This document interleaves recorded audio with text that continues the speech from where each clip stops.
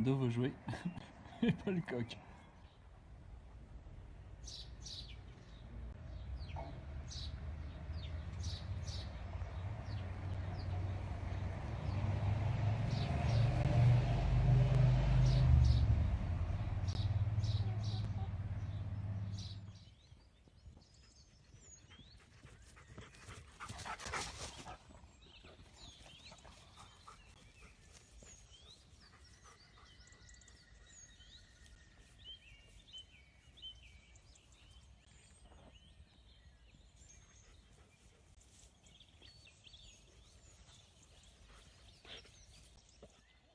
À la chute de Babylone, même les arbres vont danser.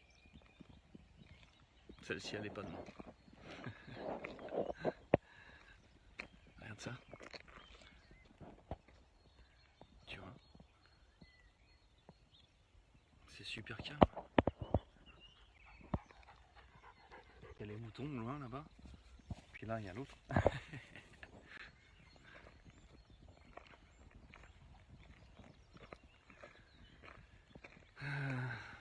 Les malades, j'en vois pas tant que ça. Ah si, dans mes potes, j'en ai un malade, soi-disant du coronavirus. Bon, un. Pourtant, j'en connais du monde. Putain. En fait, je vais essayer d'arrêter de prouver que l'épidémie n'existe pas et qu'il y a encore moins de pandémie. Et on va passer à l'étape suivante, même si je pense que c'est prématuré. Ouais, mais il y a urgence, les gars. Il y a carrément urgence.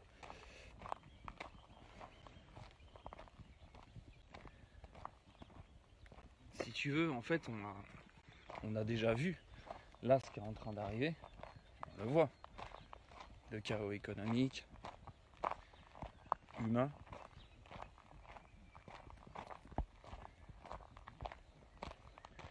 On ne peut pas décréter un état d'urgence sanitaire et des mesures de restriction énormes juste pour... Attends, il y avait combien de morts à l'époque? Je crois qu'il y avait 300 morts, je crois, même pas. Là, comme ça, ils ont mis le pays à l'arrêt parce qu'il y avait 300 mecs qui toussaient. Putain, sans déconner. C'est un truc, c'est historique. Ils l'ont jamais fait. Donc on a flairé le truc tout de suite.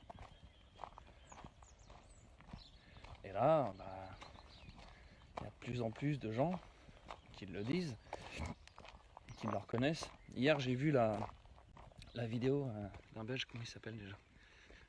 Merde, Jean-Jacques Crèvecoeur. Voilà.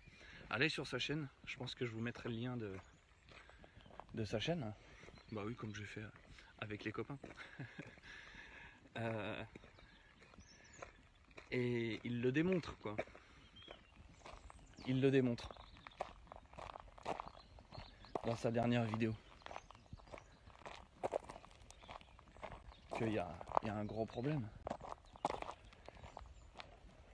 Si tu veux, avant même que la crise de coronavirus se déclenche, on savait qu'on allait au chaos économique. Ça, je vous l'ai expliqué. D'ailleurs, je pourrais vous donner des petites nouvelles du front dans le transport. Vous allez voir, c'est pas joli.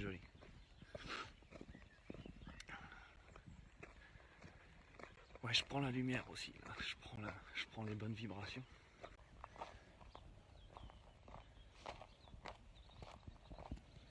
Donc, qu'est-ce que je disais là? Jean-Jacques Crèvecoeur. Ah bon, on avait déjà dit. Je suis désolé, mais il y a un voisin qui donne à boire au chien. C'est que ça. Bonjour.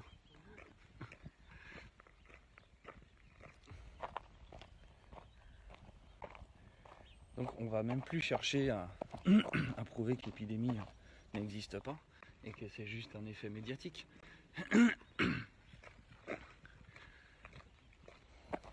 On s'est posé la question avec les copains. On s'est demandé, bon et maintenant qu'est-ce qu'on fait? C'est vachement compliqué en réalité. Parce que On peut pas demander à des gens qui ne voient pas le chaos arriver de mettre en place des solutions, des alternatives. On se dit, bah ouais, mais c'est quoi la solution? Mais la solution, on la connaît. La solution, c'est autonomie, résilience, perma. Voilà, c'est ça. Putain, il y a des tas de mecs sur Internet qui postent des vidéos, des photos sur ce qu'ils font. Je l'ai fait aussi. Hein. Mais on peut pas, pour l'instant, proposer à des gens qui ne voient pas le merdier arriver des alternatives. Tu peux pas proposer des solutions à des problèmes, à des gens qui pensent qu'il n'y a pas de problème. Je vois autour de moi, ils pensent tous que, enfin tous, quasiment tous, que ça va reprendre comme avant. Sortez-vous ça de la tête, putain.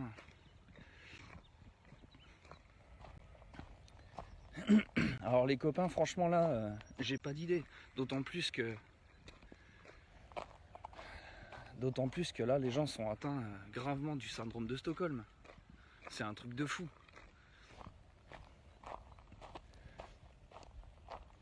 Les gens, là je pense que l'immense majorité des gens ont bien pris conscience que les mecs qui gouvernent sont pas des irresponsables. Enfin, si tu penses que c'est des irresponsables, t'as rien compris, c'est clair. Comme dirait Étienne Chouard, le diagnostic de l'incompétence évite celui de la trahison.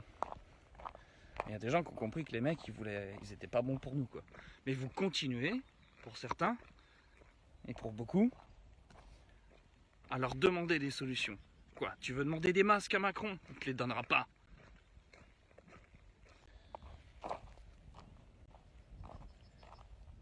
Tu veux du gel hydroalcoolique, il te les donnera pas non plus, c'est clair. Il est pas là pour ton bien. Il te méprise. C'est ton bourreau, mec.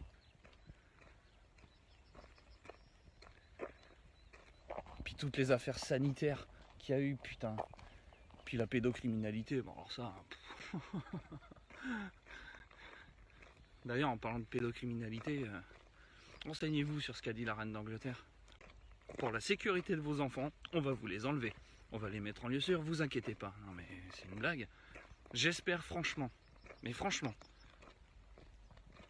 que les gens seront pas assez cons pour lâcher leurs gosses. C'est clair. Mais moi, mon pronostic, il est plutôt mitigé. Hein. Là, il y a des gens qui viennent de découvrir qu'ils ont des gosses. Et puis qui sont intenables. Au début, c'était à la rigolade. Ouais. Puis après, tu vas les lâcher, c'est ça? Ah, ça devient sérieux, là.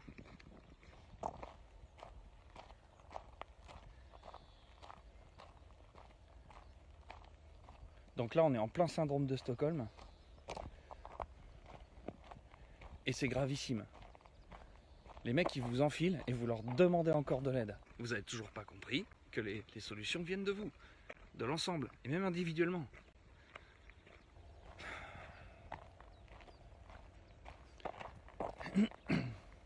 Là, j'ai vu ce matin, Ouest France qui titre que la France allait investir 1,2 milliard d'euros pour la lutte contre le Covid-19 en Afrique.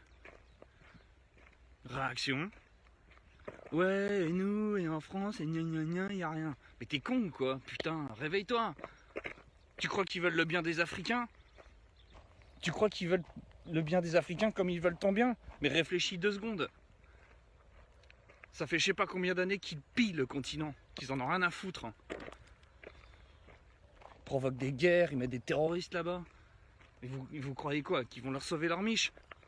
Mais investir 1,2 milliard d'euros dans la lutte contre le Covid-19 en Afrique, tu crois que ça veut dire quoi? Ça veut dire qu'ils vont vacciner tout le monde. Et ça va faire comme en Amérique du Nord. Ça va les tuer. Vous inquiétez pas mes petits, vous avez faim, on va vous mettre des couvertures. Ah ouais. Putain, réfléchissez quoi. T'es jaloux? T'es jaloux parce que Macron il s'occupe pas de toi? Parce qu'il t'a pas donné un petit milliard d'euros pour sauver tes petites miches? C'est dingue d'être aussi con, putain. Mais réveillez-vous, quoi. Franchement, les copains, là, je parle aux copains éveillés qui ont flairé le truc. Je sais pas comment faire. Franchement, je sais pas comment faire. Parce que entre ceux qui dorment, ceux qui ont la tête à Stockholm,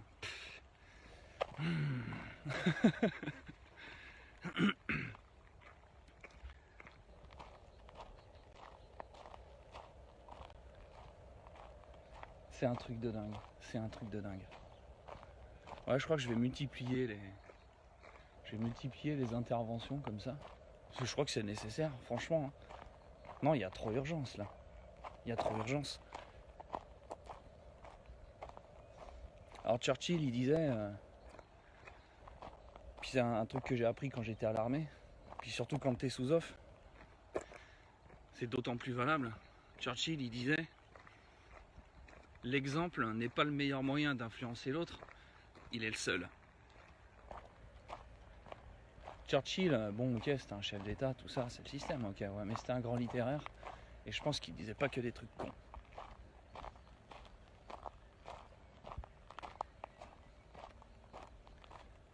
Donc je sais pas, peut-être montrer l'exemple.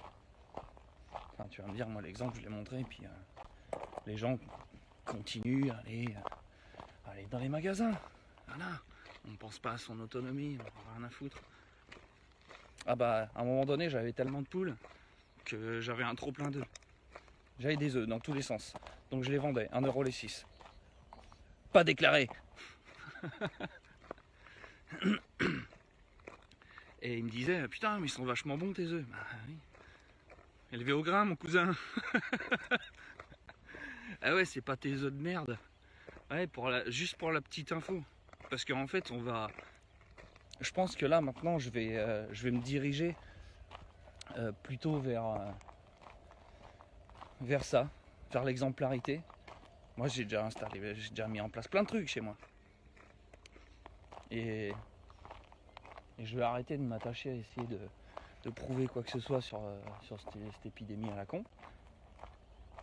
Et aller plus vers l'autonomie alimentaire dans mes interventions. Donc, je disais, vous voyez par exemple, les œufs de poule en plein air. En fait, quand vous avez marqué plein air, derrière c'est juste un label avec un cahier des charges derrière. C'est comme bio. Ça veut rien dire. Et un jour, il y a un gars, il m'a expliqué qu'en fait, des œufs de plein air, ça veut dire quoi? Ça veut dire que les poules, elles sortent 2 fois 1 heure dans la semaine. Voilà. Le reste du temps, elles sont en batterie. Parce que tu peux acheter des œufs de plein air. Le jaune, il sera pas jaune. Il sera gris clair, tu vois. Par contre, moi, mes œufs, ils sont jaunes.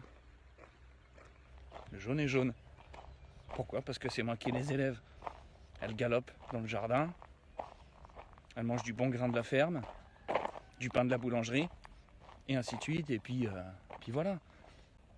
Puis en plus, c'est vachement cool une poule. Parce que t'as plus de déchets ménagers.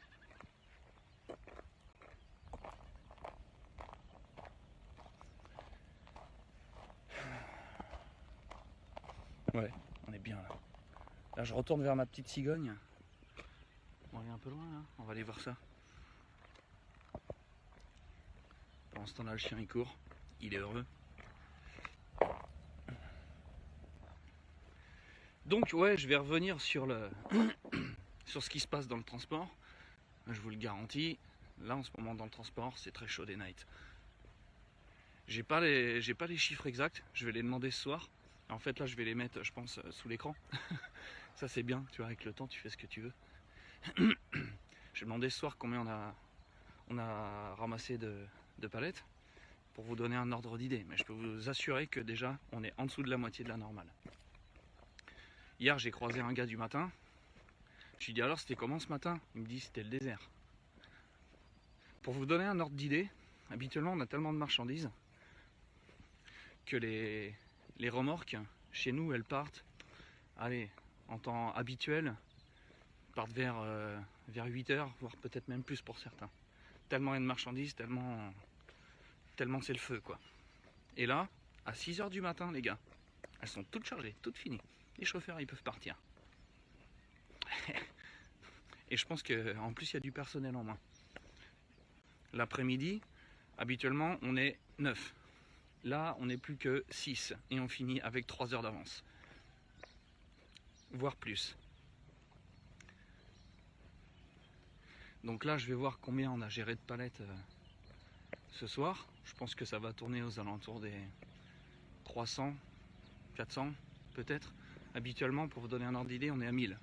Entre 800 et 1000 palettes par jour. En enlèvement. Je vous parle même pas des livraisons. Donc tu peux largement multiplier par 2. Je pense qu'il y a à peu près, voilà, en gros, 2000 palettes qui transitent par chez nous tous les jours. Donc c'est un indice que l'économie réelle est en train de se casser la gueule. En tout cas, qu'elle est très au ralenti. Bon, je vais essayer de pas vous mettre le soleil dans la gueule. Vous voyez. Là je vois que dalle à l'écran. Le nid, il y a peut-être la tête qui dépasse, il n'y en a toujours qu'une. Mais tout à l'heure j'entendais les becs claquer. Tu vois, il y a un petit truc qui dépasse du nid, bah ça c'est la tête de la cigogne. Voilà. Hey. Donc j'espère ne pas trop aller là dans tous les sens. Parce que le soleil est de l'autre côté.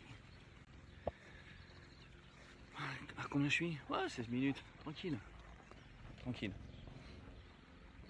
Ouais, les vidéos trop longues. Ah, si tu vois 45-50 minutes, ça donne pas envie d'aller la voir. En même temps, les gars, vous êtes confinés. Donc vous avez tout votre temps. Vous avez tout votre temps pour vous informer. Ah, il y a une joggeuse, on va essayer de pas lui faire peur. Mendo, tu reviens? Mendo, tu viens? Tiens, regarde, tu vois, lui, Mendo. Assis, Pépère. Mendo, allez, arrête de t'exciter. Non. Il est heureux, lui.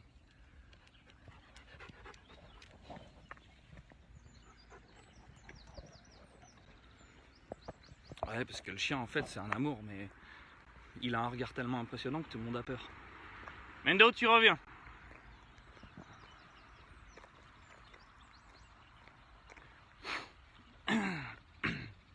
Donc, pour reprendre, voilà, je pense pas que, à moins que j'ai des infos vraiment significatives, des trucs incontestables. Enfin bon, il y a déjà des trucs qui sont incontestables et les gens veulent toujours pas voir. Là, ce qui nous prévoit, c'est la vaccination forcée, je pense. Jean-Jacques Crèvecoeur, il en parle. Juste pour la petite info, les vaccins, ils n'ont jamais servi à rien. Vous regardez quand ont été mis les vaccins en place par rapport à telle ou telle maladie, vous allez voir que c'est toujours à la fin de l'épidémie. Ah, mais il y a des mecs qui vont dire ouais, bah c'est bien la preuve que ça marche les vaccins parce que bah du coup il n'y a plus d'épidémie de ça et ça et ça. Ah, non. Si les gens sont plus malades, c'est juste que les conditions d'hygiène, elles se sont améliorées. Et c'est tout.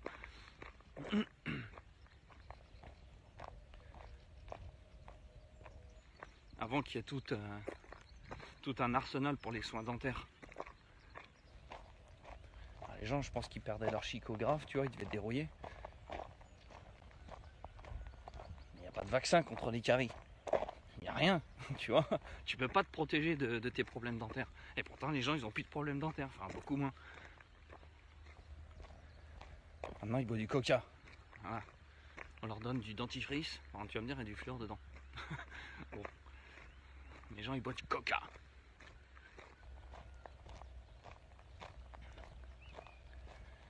Donc les vaccins n'ont jamais servi à rien. Ils sont inefficaces, inutiles et dangereux.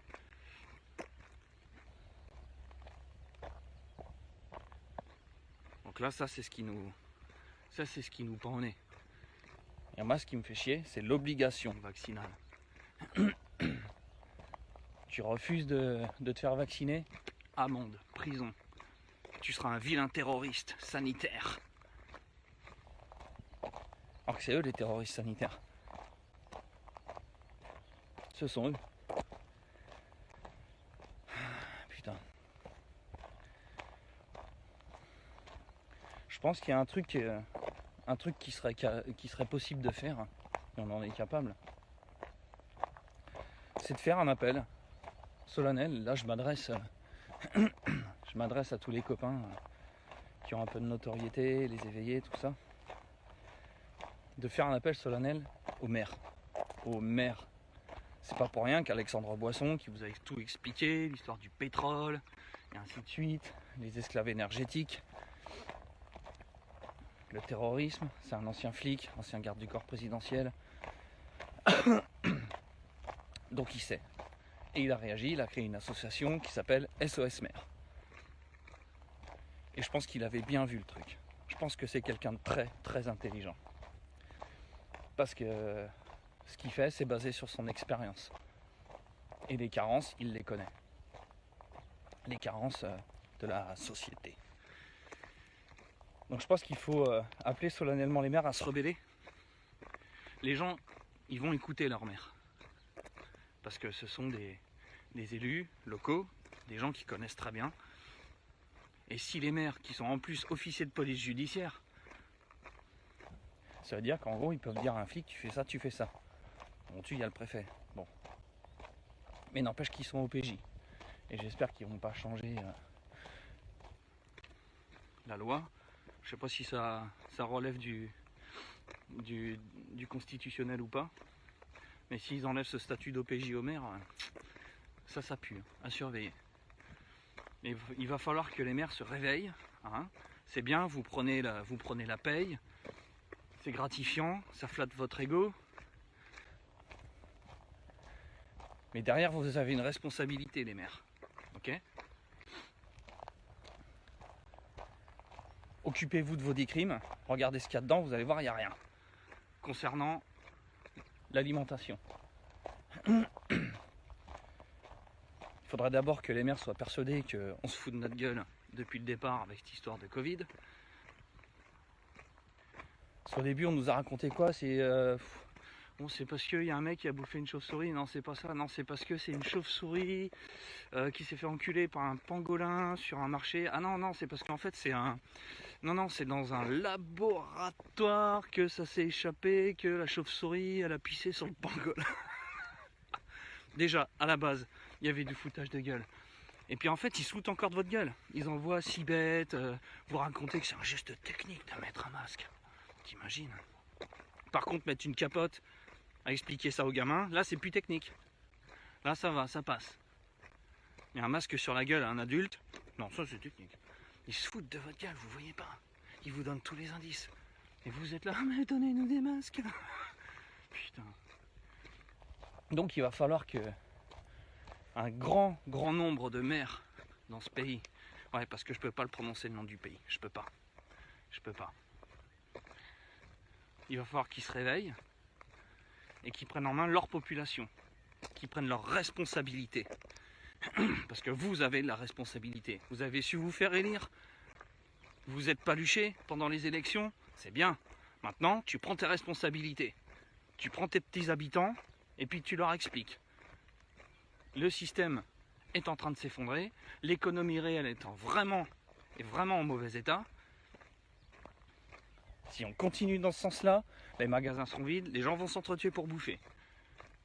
Donc, on va mettre des trucs en place. Et vous inquiétez pas, dans les villages, il y a des mecs qui savent. Il y a des mecs qui ont des idées. Moi, j'ai déjà fait le tour de mon village. J'ai commencé par aller voir le 10 crime de mon village. Bon, les inondations, coulées de boue, enfin, ça, c'est des trucs que tu retrouves partout en réalité. Et j'ai fait le tour de mon village. Et j'ai regardé ce qui était possible de faire. Et bah putain. Et ben on peut en faire des trucs. Il y a des espaces partout, il y a des champs, on peut faire de l'élevage, mais on peut élever des quantités de moutons astronomiques. Il y a même déjà des bergers dans le village. On a des chèvres, on a des chevaux pour se déplacer. On a à bouffer, ça va voir. Bon, j'en bouffe, mais mais bon, c'est pas la question. On a des pièces d'eau, hein, c'est-à-dire des étangs. On peut faire de la pisciculture. On a des, regardez, bon, là, je pense que ça appartient à la commune d'à côté parce qu'elles sont limitrophes. Tu vois, ouais, tu vois, il y a des champs, tu vois, il y a des champs qui sont cultivables ici. Et ben, au lieu de planter des trucs qui servent à rien, au lieu de planter du maïs qui va servir à nourrir je ne sais quel bétail à la con, dans des usines à bétail, et ben on va planter des courgettes, on va planter des carottes et ce genre de choses. Ça, c'est des trucs qui sont possibles à faire. Dans le village aussi, on a une petite scierie, tu vois, de stock de bois pour les gens, pour l'hiver. À dire, bah ouais, mais ça va demander voilà, la fendeuse et machin, bah ouais, mais bon, si le pays est à l'arrêt, vous inquiétez pas, hein, on va faire tout ça à la main et on aura du temps.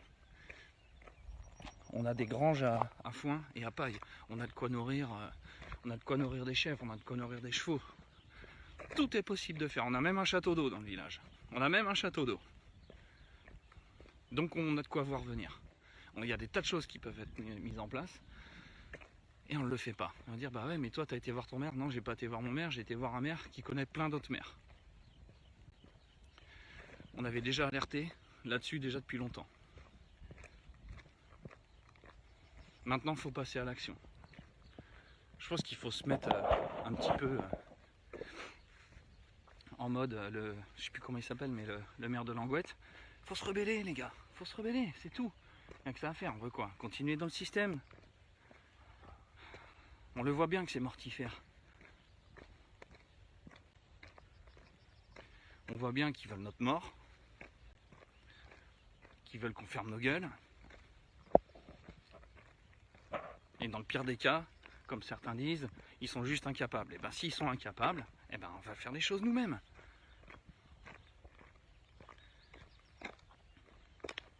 Bon là le problème c'est qu'avec le confinement, les mairies sont fermées. Alors je sais pas comment on peut faire comment je peux faire pour contacter le maire de ma commune. Ça va être tendu. Enfin bon voilà, je pense que si vous pouvez croiser vos élus locaux et puis leur demander ou même les sommer de mettre des choses en place, ça pourrait être top.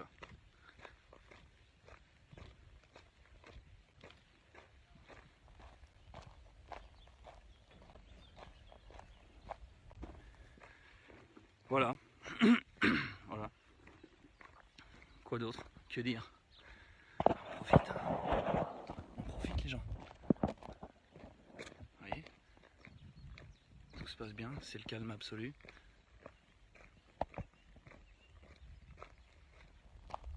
Le chien il fait sa life. Allez, tu viens. Ah ouais? Là? Cours.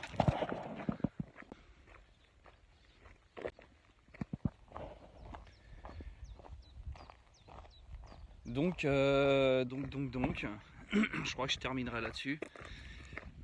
Faut appeler les maires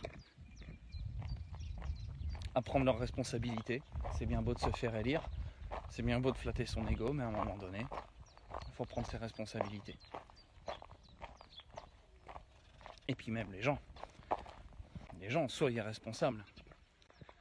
Au pire, n'attendez pas les maires pour mettre des choses en place. Le truc, si on doit faire appel aux maires, c'est parce que ça va être presque parole d'évangile. Ah, moi, si un élu, il l'a dit, c'est que c'est bon alors. Parce que les gens fonctionnent comme ça. Les gens fonctionnent comme ça. Donc l'idée, est-ce qu'il ne faut pas s'appuyer justement là-dessus pour faire bouger les gens?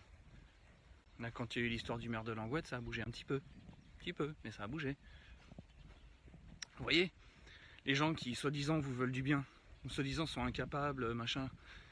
Vous vous rappelez du glyphosate? Il y a un maire qui dit non, pas de glyphosate chez moi, moins de je sais pas combien. Allez, hop, levée de bouclier, le mec il a des emmerdes. Vous voyez bien qu'il vous empoisonne. Et vous croyez réellement qu'ils vont vous sauver les biches avec de l'hydroxychloroquine et des vaccins? Non mais putain. Arrêtez de rêver sans déconner. Je vous fais le petit rappel sur la Révolution française, sur la République. Allez voir mes conférences. Hein. Je vous dis juste qu'en fait, la République, si elle a pu s'instaurer, c'était sur un génocide. Personne n'en voulait. Hein. Ah, ils n'ont pas fait de quartier. Ils avaient même pensé, à l'époque, ça, c'est, comment on dit, comment il s'appelle, Rénal Sécher. Il a fait des recherches très très profondes. Hein. Et il est tombé sur un truc, ils avaient même pensé à la solution chimique pour exterminer les gens. Enfin, à l'époque, c'était surtout les Vendéens. Et tous ceux qui voulaient pas de la République, ils avaient fait des tests sur des moutons d'ailleurs. Ils avaient pensé, mais le problème c'est que les mecs qui allaient balancer les produits chimiques, ils allaient aussi en crever en même temps, donc c'était pas pratique. Donc ils ont abandonné l'idée. Mais ces gens-là, ils sont pas là pour notre bien. Ça fait 1000 fois qu'on vous le dit. Donc arrêtez de les croire. Donc là, il va falloir bouger les mers, et pas qu'un peu. Je pense qu'il n'est pas encore trop tard. Là, il y a encore un petit peu dans les magasins, ça va. On peut arriver à gérer. Moi, je vois que ça comme solution, les copains. Je vois que ça. Bouger les mers pour faire bouger tout le monde. Directement, ça fonctionne pas. Ou que très peu.